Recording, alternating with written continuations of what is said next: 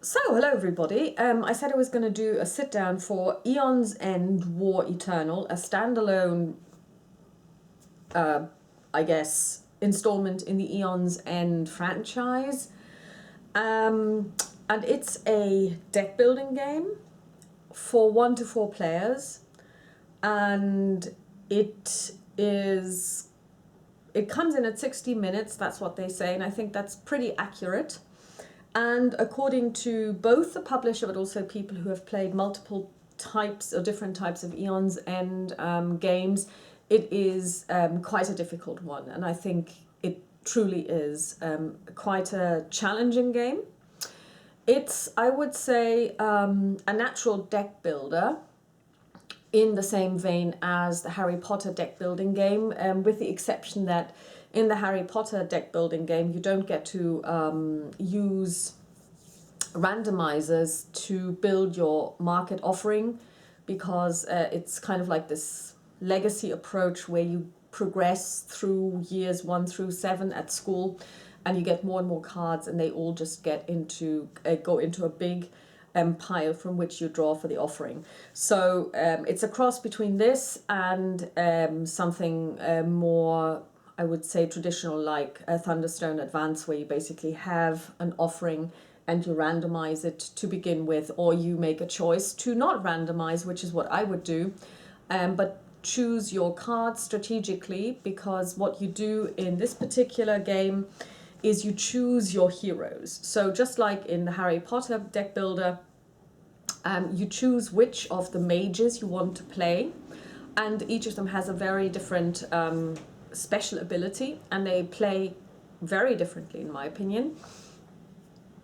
And so you would want to choose cards in the offering that complement those special abilities.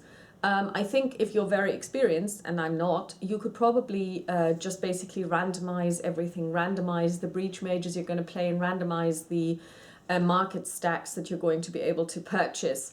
And that would make for a huge, huge challenge. Like I've said in my playthrough, there is some sort of backstory which I haven't read, and they say in multiple areas, in the multiple places in the rule book, that the backstory and the information is completely secondary. It doesn't impact gameplay at all, and I'm also not interested. Which brings me to the next point, which I think is very important. It's not a storytelling game. The story is completely secondary. You can just say, okay, I play Nemesis 1. I don't even need to know what it's called. I don't need to think about what it does from maybe a story perspective. So the Umbra Titan, that's the easiest one apparently that you can play with or against, burrows underneath Gravehold. And if it loses all of its 8 tokens, you could probably say that they're time tokens, so how much time it has to burrow under the city, and if it manages to do this, then, you know, the city falls and, you know, you've lost the game. But to me, that's secondary. For me, it's more like, oh, it's still got 6 tokens, so I'm still good to go. I can use the mechanics of discarding it instead of doing something else. So it's not a storytelling game.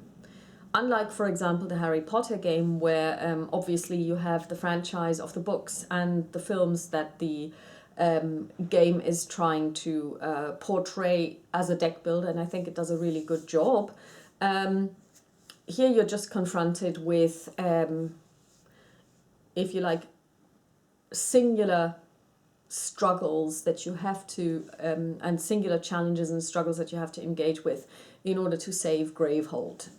But you can completely strip all of this away and just say, mechanically speaking, there is a thing that has an ability, and if this ability unleashes, it'll have consequences. I need to get rid of this thing, and I do this by inflicting damage.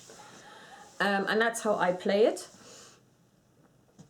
And that's why I like the game, because I've got plenty of games where you have to get involved in the story. For example, the Lord of the Rings LCG is one of those really story-driven storytelling card games, and it's also not a deck builder but a deck construction game. But I've got so many of those. But to have a game that I can set up really quickly, and you can really set up Aeon's End War Eternal very quickly, and I can just get stuck in, and if I just want to spend 1 hour having fun, you know, I would go in, I would randomize everything, and then I would just give it a go and just try my best and see what can I get done in 1 hour? How far can I get? How likely is it that I'm going to save Gravehold? I think for this purpose, the game is exactly what it says on the tin. And I would say it's something for people who like deck builders, who like strategic thinking, because it is a very strategic game. Because first of all of the information is available to you. You know exactly what you can buy. You also know exactly which cards are going to show up in your hand at what point in time, because you discard to your discard pile. You can always view the discard pile if you want to. And you never shuffle it. Or I think that there may be 1 or 2 card effects that make you shuffle it, but that's not really the norm. So you know, and you can plan on how you want to distribute your cards. Then there are cards in the game that allow you to manipulate the turn order. Turn order is also important. So you know, for example, that if you have a 2-player game or 2 mages game, there will be 6 turns in 1 round. The Nemesis goes twice, and then the mages go 4 times. And you can tell who's going to go next simply by making deductions. So you can plan your rounds, and you can plan extremely well. And that's what I really like about this game.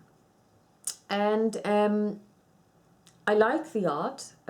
It's kind of like comic style, but it's not the Pathfinder terrible anime style where everybody has spiky hair and wields really big weapons where you kind of go, what the hell is this? It's also nice from a diversity point of view. You've got female characters, you've got male characters, you've got different ethnic groups represented. So I like that. And they're all magic users, and I really like that. So there isn't this idea of, oh, you've got a fighter and they will only be able to do bludgeoning damage, but they're all mages, and they all cast spells. And I would say that at least in War Eternal, each of the breach mages plays very differently. So they all have a special card, which is their own in their starting hand, which has a special ability, but they all have a special ability on their card, which they can use, and you need to charge it. So they kind of need to gather energy, I suppose, in order to unleash this power. And those powers are very different. And so to me, it's a perfect game when I don't want to have to think about a story, when I don't want to be engaged in anything except actually just whiling away 60 minutes of card-driven fun. So for those of you who like 60 minutes of card-driven fun and like deck builders, I would say Aeon's End is a really good choice. And yeah, if you want to know how it plays, there are plenty of playthroughs out there. There's one from myself on Aeon's End War Eternal. I'm also planning on doing the Legacy Aeon's End, which I've got downstairs. It's still in shrink. I haven't done an unboxing on that one yet. But then there are also many playthroughs. I think Paul Darcy does a really good series on some of the Aeon's End base game. And you can watch it there, and you can also get a feeling for how it plays, because I want to say that the mechanics are pretty simple. It's one of the ones where you can learn the rules really quickly, but how to play is not the problem in this game. It's again the question of when to play, when do you use what kind of card, when do you use what kind of ability. And in that way, it's quite a challenging game, I think. So it's a recommendation from me, and I hope you will enjoy it. Talk to you soon. Bye-bye.